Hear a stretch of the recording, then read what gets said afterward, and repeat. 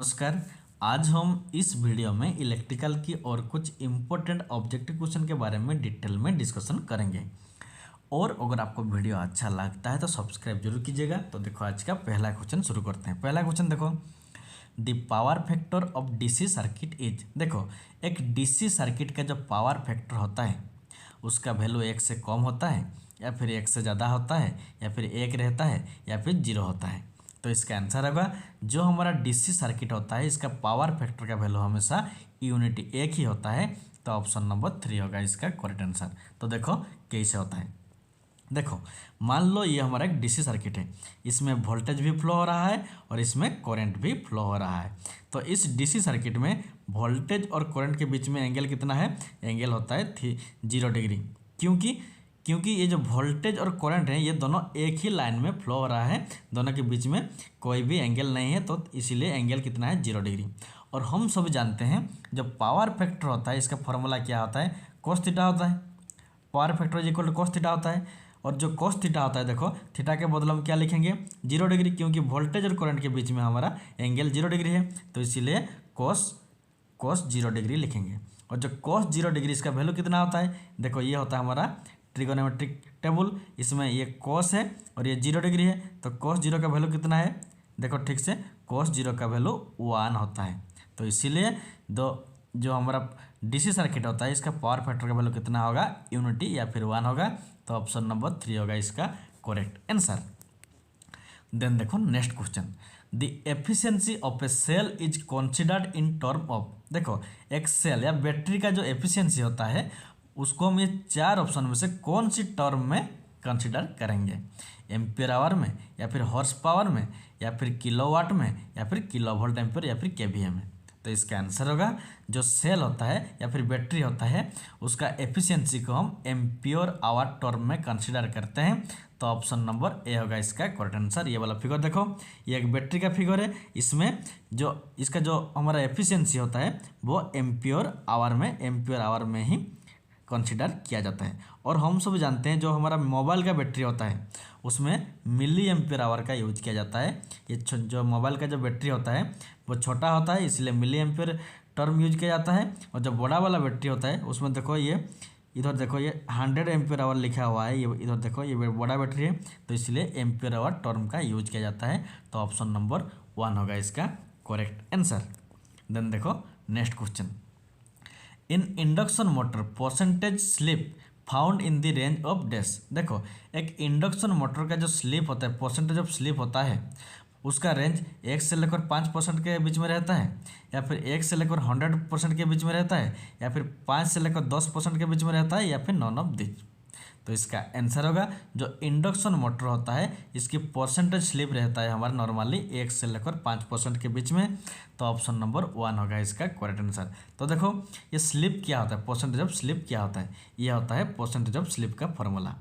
Percentage of slip, ये जो slip होता है, slip is equal to synchronous speed minus rotor का speed divide by synchronous speed. तो देखो ये सिंक्रोनस स्पीड क्या होता है? देखो ये हमारा एक इंडक्शन मोटर है, इसका ये स्टार्टर होता है, ऊपर में जो होता है स्टार्टर होता है, और ये जो मिडिल में होता है ये होता है रोटर होता है जो घूमता रहता है। तो देखो जो ये स्टार्टर है, जब हम इस इंडक्शन मोटर में सप्लाई देते हैं तब क्या होता है ना, जो स्टार्टर होता है इसके चारों तरफ एक मैग्नेटिक फील्ड घूमता रहता है, और ये जो मैग्नेटिक फील्ड जिस स्पीड में घूमता है उसको हम क्या कहते हैं? सिंक्रोनस स्पीड या फिर एनएस, जिसको हम जो नज़र में नहीं आता है, जो सिंक्रोनस स्पीड मैग्नेटिक फील्ड होता है वो नज़र में नहीं आता है लेकिन घूमता रहता है, उसी का स्पीड को हम क्या कहते हैं? सिंक्रोनस स्पीड कहते हैं। और जो मिडिल में जो रोटर रहता है ये जिस स्पीड में घूमता है उसको हम क्या कहते हैं? एन या फिर रोटर का स्पीड कहते हैं। तो ये होता है स्लिप का फॉर्मूला। देखो ये जो स्टार्टर का मैग्नेटिक फ्लक्स है वो ये एन एस माइनस जो रोटर का स्पीड है वो N divide by N S means ये जो स्टार्टर का स्पीड है। तो ये होता है हमारा स्लिप का फॉर्मूला। तो इस क्वेश्चन का आंसर क्या होगा ना, इंडक्शन मोटर का परसेंटेज ऑफ स्लिप हमारा 1 से लेकर 5% होता है। ऑप्शन नंबर 1 होगा इसका करेक्ट आंसर। देन देखो next question, electrochemical equivalent M is indicated by which relation. देखो जो इलेक्ट्रोकेमिकल इक्विवेलेंट होता है वो ये 4 में से कौन सा फॉर्मूला उसके लिए करेक्ट है? M electrochemical equivalent M is equal to Z into I into T, या फिर M is equal to Z into T, या फिर आई इंटू टी, या फिर नॉन ऑफ दिस। तो इसका आंसर होगा जो इलेक्ट्रोकेमिकल इक्विवेलेंट होता है एम इज इक्वल टू क्या होता है Z into I into T. Option number 1 होगा इसका करेक्ट आंसर। ये हमारा फैराडेज लॉ ऑफ इलेक्ट्रोलिसिस से आता है। ये जो फार्मूला है ये हमारा फैराडेज लॉ ऑफ इलेक्ट्रोलिसिस से आता है। और जो फैराडेज लॉ ऑफ इलेक्ट्रोलिसिस होता है वो 2 टाइप का होता है, फर्स्ट लॉ होता है और सेकेंड लॉ होता है। तो ये जो M is equal to Z I T ये हमारा फैराडेज लॉ ऑफ इलेक्ट्रोलिसिस से आता है। तो ऑप्शन नंबर 1 होगा इसका करेक्ट आंसर। देन देखो next question, the current phase sequence of an alternator is. देखो एक ऑल्टरनेटर का जो करंट होता है उसका फेज सीक्वेंस क्या होता है, पहले ब्लू रेड येलो होता है, या फिर रेड ब्लू येलो होता है, या फिर येलो ब्लू रेड होता है, या फिर रेड येलो ब्लू होता है। ये वेरी वेरी इंपॉर्टेंट क्वेश्चन। देखो ऑल्टरनेटर का जो फेज सीक्वेंस होता है करंट का वो हमारा RYB red yellow blue. Option number 4 होगा इसका करेक्ट आंसर। देखो जो फेज सीक्वेंस होता है उसको फेज सीक्वेंस ठीक है या फिर रॉन्ग गलत है उसको जानने के लिए एक इंस्ट्रूमेंट होता है जिसको हम क्या कहते हैं फेज सीक्वेंस इंडिकेटर। ये होता है उसमें क्या होता है ना R होता है, Y होता है, B होता है और उसके नीचे ये देखो इसमें एक एरो घूमता रहता है। ये जो एरो है ये जो ग्रीन वाला येलो है ये घूमता रहता है। अगर ये एरो क्लॉकवाइज रहता है तो हम सब जानते हैं, हम सब भी जो अगर ये क्लॉकवाइज रहेगा तो हमको ये मालूम होगा कि ये RYB फेज में मीन्स फेज सीक्वेंस जो होता है वो करेक्ट है। और अगर ये जो हमारा एरो है ये अगर एंटी क्लॉकवाइज डायरेक्शन में होता है तो हम जानेंगे कि ये जो हमारा फेज सीक्वेंस है वो गलत है, मीन्स RYB नहीं है। तो देखो इस फिगर में ये क्लॉकवाइज है मीन्स ये हमारा करेक्ट सीक्वेंस में है और वो होता है RYB सीक्वेंस में होता है। तो ऑप्शन नंबर 4 होगा इसका करेक्ट आंसर। देन देखो next question, A poker is use, very very important question. ये पॉकर को हम कहाँ पर यूज करते हैं, बोल्ट को टाइट करने के लिए, या फिर लकड़ी का वुड का जो स्क्रू होता है उसको होल करने के लिए वुड में, या फिर बोल्ट को लॉज करने के लिए, या फिर कंडक्ट पाइप को कट करने के लिए। तो वेरी वेरी इंपॉर्टेंट क्वेश्चन। जो पॉकर होता है इसको हम नॉर्मली क्या होता है जो वुड में क्या करते हैं जब हॉल करना होता है तब इस पॉकर को हम यूज करते हैं। Very very important question option number 2। जो लकड़ी का प्लेट होता है या फिर उसमें क्या जब हम हॉल करते हैं छेदा करते हैं उसमें क्या होता है इस पॉकर, ये जो देखो ये पॉकर होता है इसको ही यूज करते हैं। तो ऑप्शन नंबर 2 होगा इसका करेक्ट आंसर। देन देखो next question, a magnetic potential of a magnetic circuit is can be measured in term of. देखो जो मैग्नेटिक सर्किट होता है मैग्नेटिक सर्किट में जो मैग्नेटिक पोटेंशियल होता है उसको हम फैराडे में मेजर करते हैं या फिर हेनरी में या फिर EMF में या फिर MMF में। तो इसका आंसर होगा मैग्नेटिक सर्किट के लिए क्या होता है MMF मैग्नेटोमोटिव फोर्स। याद रखना मैग्नेटोमोटिव फोर्स ये मैग्नेटिक सर्किट के लिए। और जो EMF होता है ये इलेक्ट्रोमोटिव फोर्स होता है। हेनरी तो हम सब जानते हैं इंडक्टेंस के लिए यूज किया जाता है।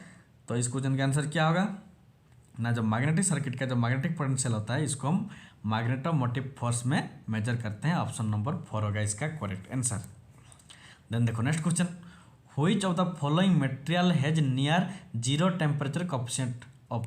देखो इधर मैंगनीज है, एल्युमिनियम है, कार्बन है, आयरन है, इनमें से कौन सा material near zero temperature coefficient है। तो इसका आंसर होगा जो मैंगनीज है ये हमारा नियरली जीरो टेम्परेचर कोएफिशिएंट होता है। तो ऑप्शन नंबर 1 होगा इसका करेक्ट आंसर। देखो एक होता है पॉजिटिव टेम्परेचर कोएफिशिएंट, एक होता है नेगेटिव टेम्परेचर कोएफिशिएंट और एक होता है जीरो टेम्परेचर कोएफिशिएंट।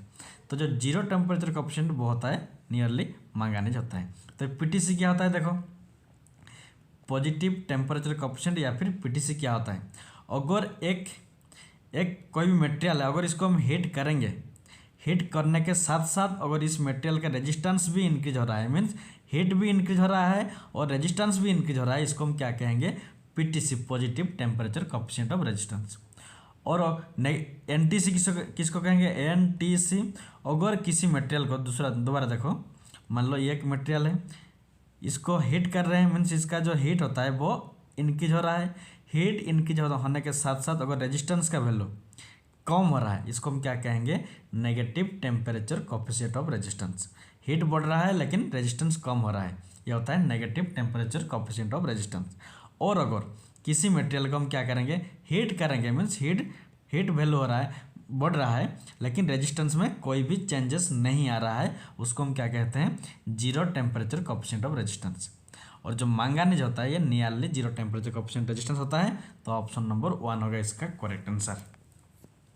देन देखो next question, Eureka wire is use. देखो जो यूरेका होता है, इस यूरेका का जो ओयर होता है उसको हम डोमेस्टिक वायरिंग में यूज करते हैं, नहीं करते हैं, वेरिएबल रेजिस्टेंस में यूज करते हैं, या फिर लैंप फिलामेंट इसमें भी नहीं करते हैं, ओवरहेड लाइन में नहीं करते हैं। तो जो वेरिएबल रेजिस्टेंस होता है इसमें हम यूरेका वायर का यूज करते हैं, तो ऑप्शन नंबर 2 होगा इसका करेक्ट आंसर। जो रियोस्टाट होता है, रियोस्टाट, उसमें भी यूरेका वायर का यूज किया जाता है, तो ऑप्शन नंबर 2 होगा इसका करेक्ट आंसर।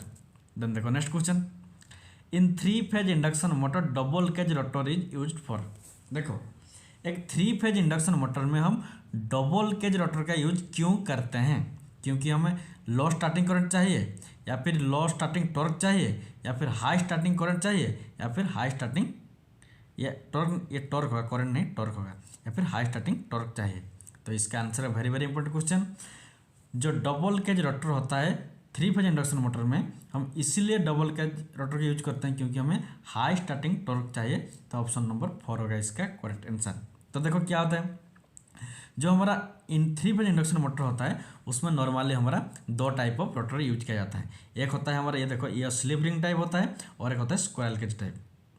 जो स्क्वायरल केज टाइप होता है इसको हम लो स्टार्टिंग टॉर्क के लिए यूज करते हैं, और जो हमारा स्लिप रिंग होता है उसको हम हाई स्टार्टिंग टॉर्क के लिए यूज करते हैं। जो हमारा स्क्वायरल केज रोटर होता है ये नॉर्मली लो स्टार्टिंग टॉर्क के लिए यूज किया जाता है। अगर हम इसी स्क्वायरल केज रोटर को तो उसका जो स्टार्टिंग टॉर्क होता है लो स्टार्टिंग टॉर्क है, उससे और ज़्यादा स्टार्टिंग टॉर्क के लिए यूज करेंगे, उस कंडीशन में हम क्या करते हैं ना, डबल केज यूज करते हैं। ये जो है देखो ठीक से, ये जो हमारा है rotor, squirrel cage induction motor का जो रोटर है, स्क्वायरल केज रोटर है, ये सिंगल केज का होता है। अगर हम डबल केज करेंगे तो इसका स्टार्टिंग टॉर्क और ज़्यादा और थोड़ा इंक्रीज होता है, तो इसीलिए हम हाई स्टार्टिंग टॉर्क के लिए हम डबल केज रोटर का यूज करते हैं। ऑप्शन नंबर 4 होगा इसका करेक्ट आंसर। इसमें 2 वाइंडिंग रहता है, ये जो हमारा डबल केज रोटर होता है इसमें 2 वाइंडिंग रहता है, एक ऊपर में रहता है और एक अंदर में रहता है, तो ऑप्शन नंबर 4 होगा इसका करेक्ट आंसर। तो आज के लिए इतना ही, थैंक्स फॉर वॉचिंग। और अगर आपको वीडियो अच्छा लगता है तो सब्सक्राइब जरूर कीजिएगा।